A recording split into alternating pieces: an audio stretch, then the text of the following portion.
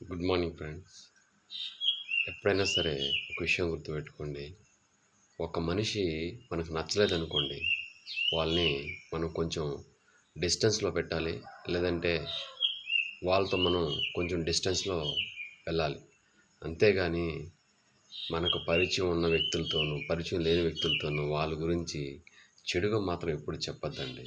ఎందుకంటే నువ్వు చూసిన యాంగిల్ డిఫరెంట్గా ఉండొచ్చు, వాళ్ళ జీవితంలో వాళ్ళ యాంగిల్ డిఫరెంట్గా ఉండొచ్చు. కాబట్టి మన వైపు నుంచి ఎదుటి వాళ్ళకి ఎప్పుడు కూడా చెడు అనేది చేయకూడదు. అదేవిధంగా చెడ్డ మాటలు కూడా చెప్పకూడదు. అలా చెప్పడం వల్ల వాళ్ళ గురించి చెడుగా అనుకోవడమే కాదండి, మీరు చెప్తున్నారు కదా వేరే వాళ్ళతో, వాళ్ళు కూడా రేపు వీడు నా గురించి ఇంకొక దగ్గర చెప్తాడనే విషయము మీరు గుర్తించాలి.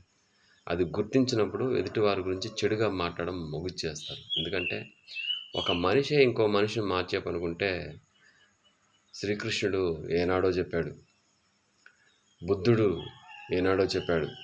ఈ విధంగా గొప్ప గొప్ప మహానుభావులు మరెందరో వచ్చారు, ప్రజల్ని చైతన్యవంతులు చేశారు. కానీ మార్పు రాలేదు.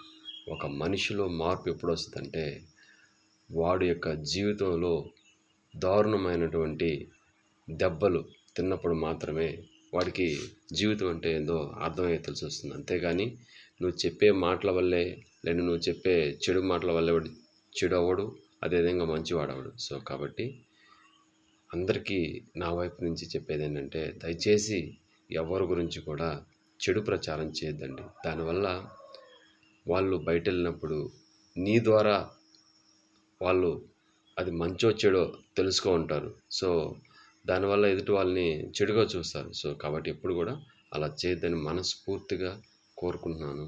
ఈ విషయాన్ని మీకు నచ్చినట్లయితే ఫాలో అవ్వండి. లేదంటే దాని గురించి పెద్దగా ఏం థింక్ చేయని అవసరం లేదు. మీకు జీవితంలో ఏదో ఒక రోజు అర్థమవుతుంది. లైక్ చేయండి, షేర్ చేయండి, సబ్స్క్రైబ్ చేయండి. Thank you. మీ గిరీష్.